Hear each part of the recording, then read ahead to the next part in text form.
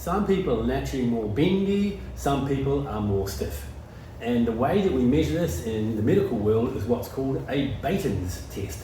And it's a test of systemic flexibility. So you're born with a certain amount of flexibility, and that's to do with your collagen, your elastin, and your tissues. And if you have a lot of natural flexibility, you're going to need a lot more stability and control work. If you have a lot more, or not a lot of elastin and you're quite stiff, well, you're going to need a bit more mobility work, particularly before you train. So this is a really useful test to kind of figure out what your client needs. So it's a scale, and here's the test here. So first of all, we're going to make a duck, quack, quack. Okay. Now, if you can touch your thumb to your forearm, you get a point. I can't quite make that. Well, I'm trying the other side as well. I can't quite make that either. So there's 1 point, there's 2 points. I've got 0 and 2. So you've either got 0, 1, or 2 so far.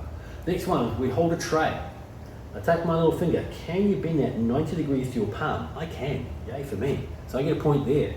I go the other side. Can I bend that 90 degrees to my palm? I can as well. So we have 4 points so far. So I've got 2 out of 4. You may have 0, 1, 2, 3, or 4.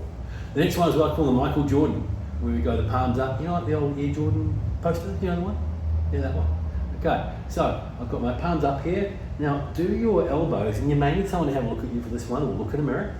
Do your elbows go hyperextend, if you like. So your forearms are lower than your upper arm. Mine isn't, I don't think. Is it? Is it? No. Okay, cool. So that's us. So we have 1, 2, 3, 4, 5, 6 points so far. The next thing we do is, we'll show you this side on one here. I'm going to jam my knees back here. And can I bow my knees backwards here? Can I hyperextend the knees on the left and the right? I can't, so that would be another 2 points, 7 and 8. If you can, you get a point for each side. The last one is keeping those knees locked. Can you place your palms on the ground? That would be a solid no from me.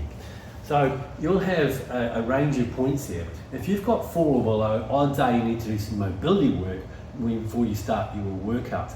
If you're in the mid-range, kind of that 4 to 6, odds are you're okay. You've probably got a little bit of mobility work to do. Now, if you're 7 and 9 there, you need a lot more control, and I'd be very hesitant about giving you a lot of work that you can't control. So I'd be very carefully watching your range of motion. So the Beighton Test, fabulous for getting an idea of how your client's going to move and what you can do to help them.